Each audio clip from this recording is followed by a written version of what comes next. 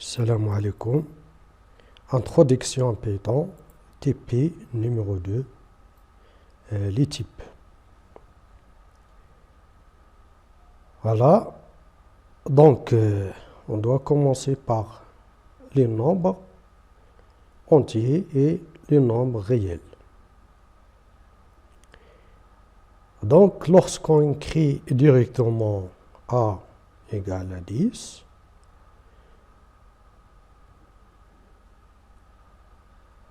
Python, il doit connaître le type de A automatiquement.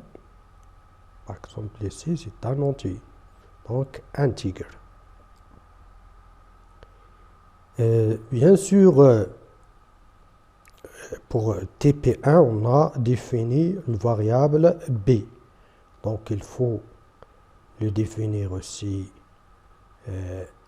bien sûr, que B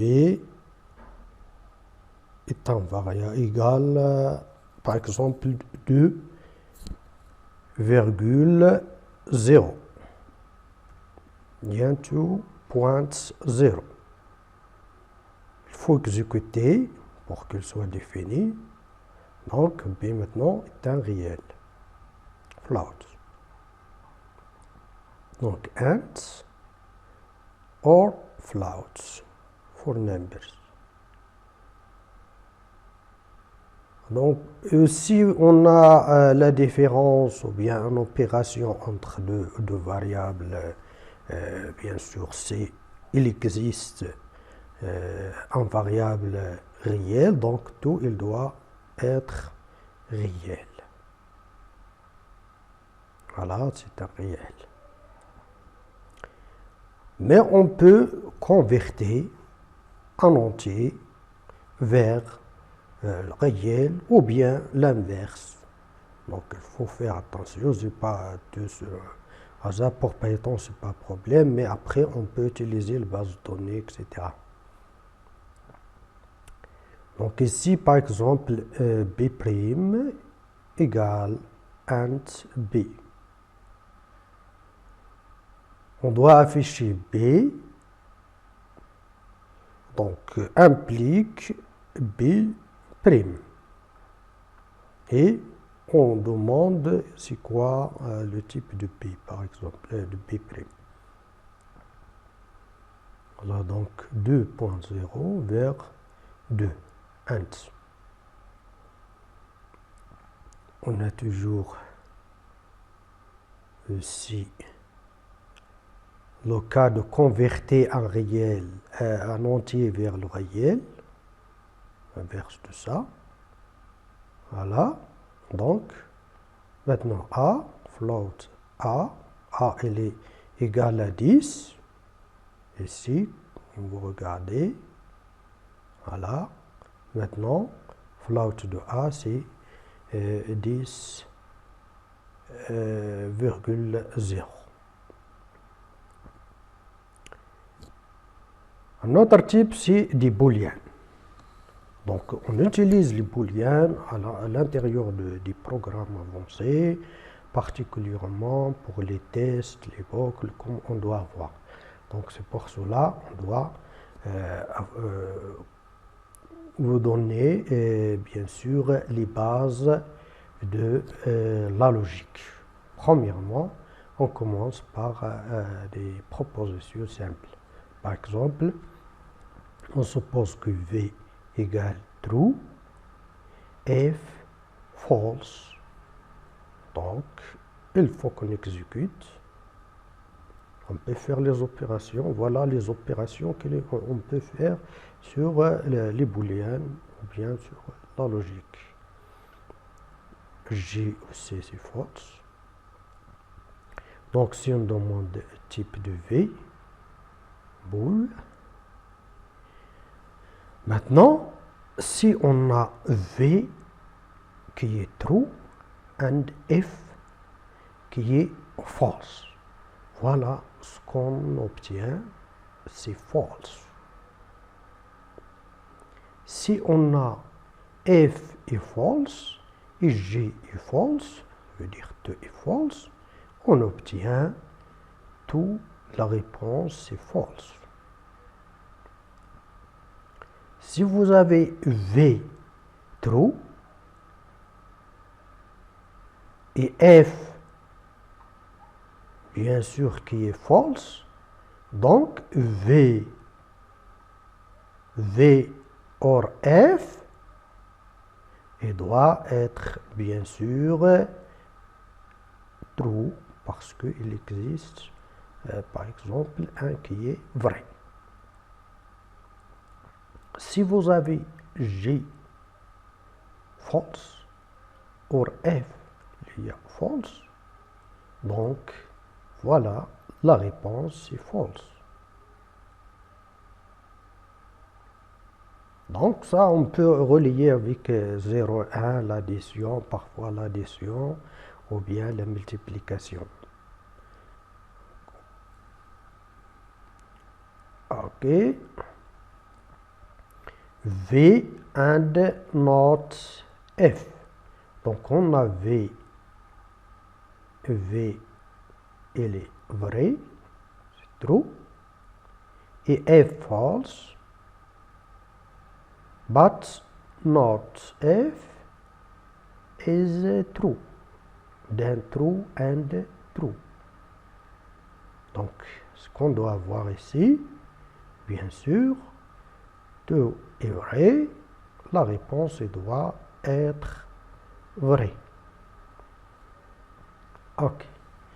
Donc, les opérations qu'on peut faire sur le booléen, il y a par exemple égal, égal, ça veut dire est-ce que A égale à 6?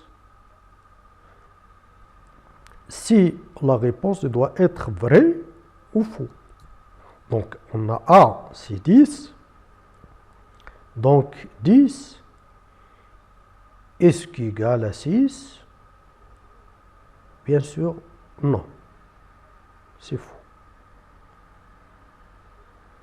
Est-ce qu'on peut utiliser aussi inférieur strict?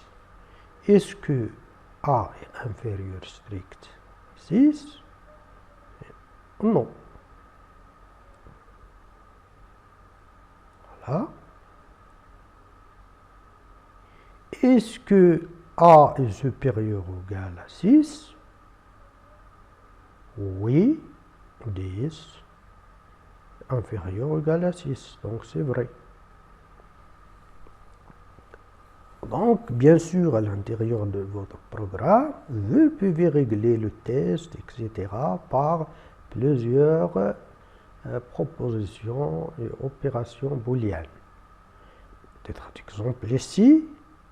Par exemple, je peux avoir testé est-ce que A égale à B, est-ce que j'ai A égale à B, ou bien B inférieur strictement à 3. Donc, après un, donc là, entre parenthèses, et l'autre entre parenthèses. On doit commencer par exemple, est-ce que c'est vrai? Et après, je dois voir est-ce que tout ça c'est vrai ou faux. Et j'applique bien sûr ce qu'on a vu tout à l'heure. A égale à B, ça c'est faux. Ou B inférieur à 3, 2 inférieur à 3, donc c'est vrai. Donc tout ça c'est vrai. Voilà, on garde c'est vrai. On revient ici. A est différent à moins 1. Ça c'est not equal. Not equal. Différent. Donc A non égal à moins 1, c'est vrai. Or false. Donc c'est vrai. Vrai and vrai, donc true and true, equal true. Ok. Autre chose, ou bien notre type, c'est que les chaînes de caractères. Chaîne de caractères, on peut l'écrire entre du prime, Donc à l'intérieur ici, donc, on peut utiliser bien sûr le syntaxe qu'on vous regardez ici, d'accord, ou bien prime. On commence ici par exemple salut. Salut, on l'affiche seulement. Donc c'est un caractère. Un mot et on doit afficher le type de un mot. str, string.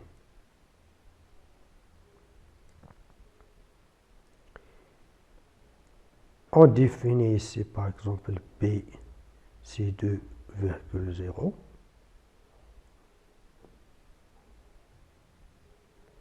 Donc, la longueur de un mot, la fonction len, elle doit retourner la longueur de la chaîne. Ça veut dire le nombre des caractères, des lettres ou bien de l'espace qui se trouve, bien sûr, dans ce mot. Donc, par exemple, ici, 2, 3, 4, 5, 6. Voilà, 6. Donc, on peut aussi convertir les caractères ou bien les nombres vers les chaînes de caractères et l'inverse aussi qu'on doit faire. Maintenant, le string, ici, c'est un caractère 10. C'est pour cela qu'on peut faire la concaténation entre les deux caractères de telle façon qu'on peut bien sûr créer des autres nombres, etc. Par exemple ici, à partir de string de A et string de B, je peux avoir 102,0 par exemple. Ou bien, comme une liste, comme on doit avoir de 10,0.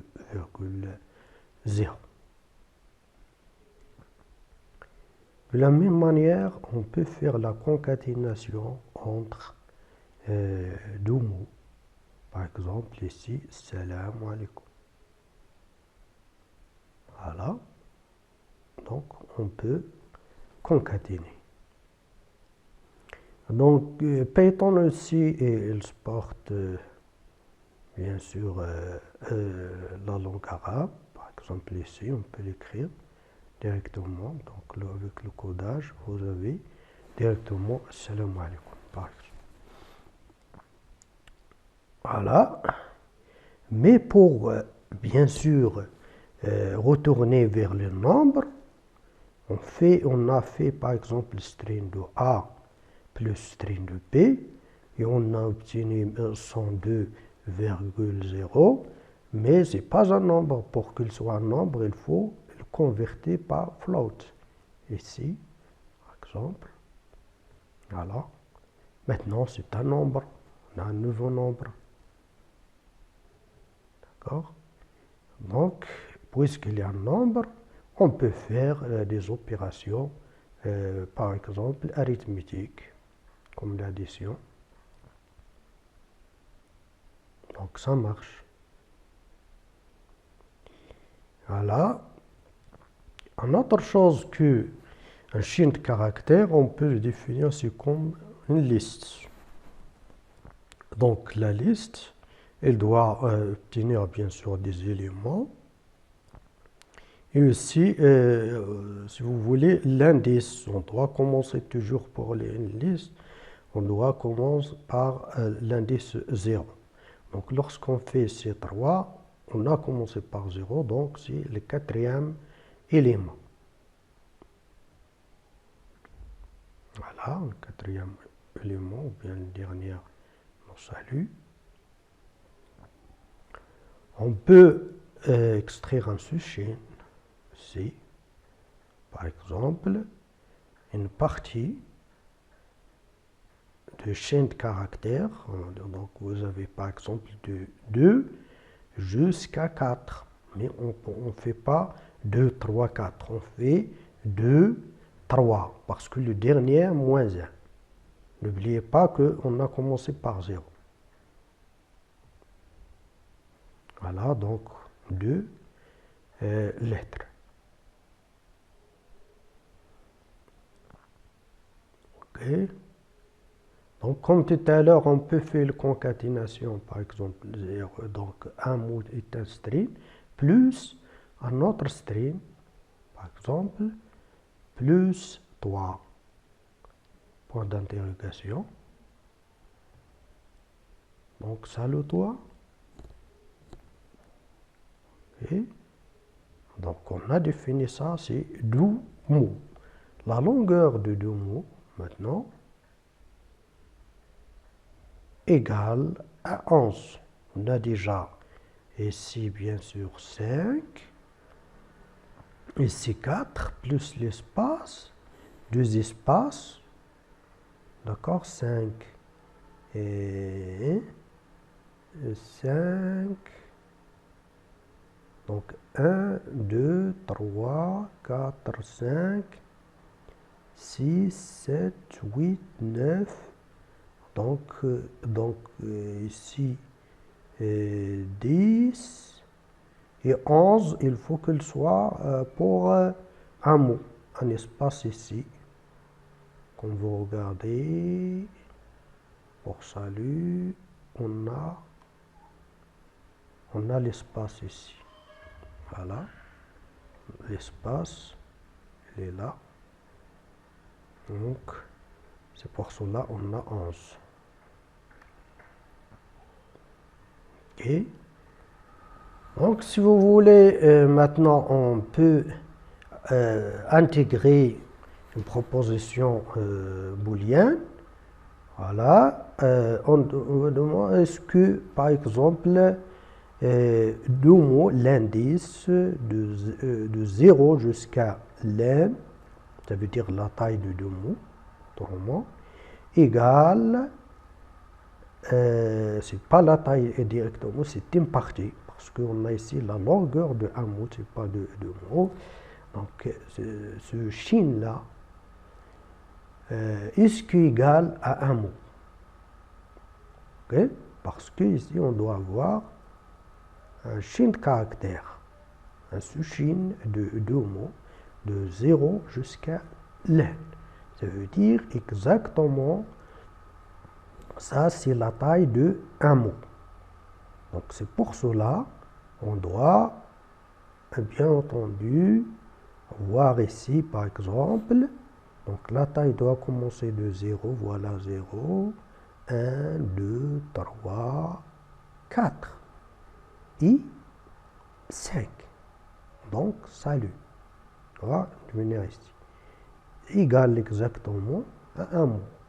C'est pour cela, on doit avoir la réponse true. Donc, on peut faire la concaténation entre ici un mot ou bien un chaîne de caractères avec un réel, comme vous voyez ici, si égale 19, D Covid, espace. On peut bien sûr faire la concaténation et la réponse doit être Covid-19. Voilà. Merci pour votre attention. À la prochaine. Bien sûr,